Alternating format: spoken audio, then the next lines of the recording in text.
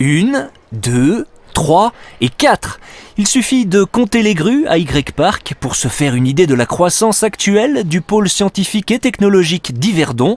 Sa directrice nous fait la visite de cet énorme chantier, à commencer par le projet qui a amorcé cette dynamique d'installation et qui sera bientôt terminé.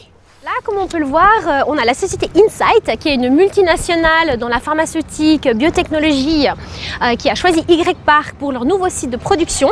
C'est un investissement pour la première étape de plus de 100 millions, sans trop d'emplois. Ils ont aussi une réservation de 46 000 m² de terrain pour leur extension et à terme, on parle de 500 emplois. Entre-temps, un bâtiment est sorti de terre et 3 autres gros chantiers sont en cours. Ils devraient s'achever à la fin de cette année, multipliant à terme le nombre de salariés sur la zone. Mais il reste encore pas mal de place. Alors on a la possibilité d'avoir jusqu'à 8 000 emplois à Y-Park.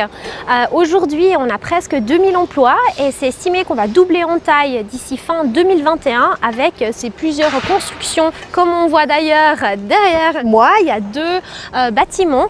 Ça représente un investissement de plus de 50 millions qui a été fait à Yverdon par un Yverdonois.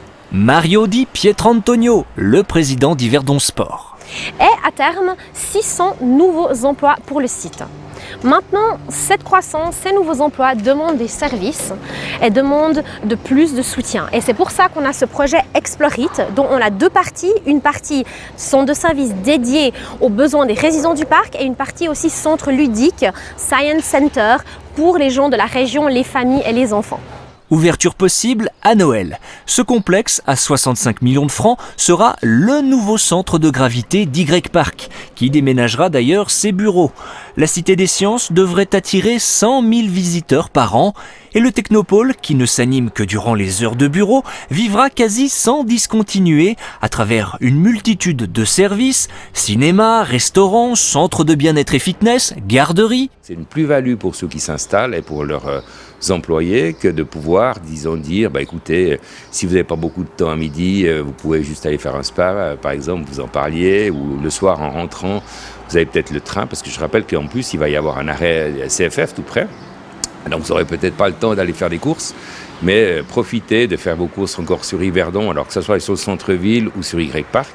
Donc c'est les services supplémentaires qui font que Y-Park devrait être encore plus attractif pour les entreprises. Pour absorber ce nouveau public, le chantier d'un parking de plus de 400 places va démarrer.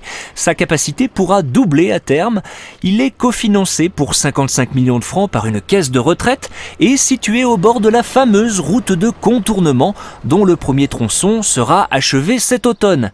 Reste un défi de taille pour les autorités, faire en sorte que les travailleurs du parc, aux revenus souvent confortables, s'installent à Yverdon avec leur famille.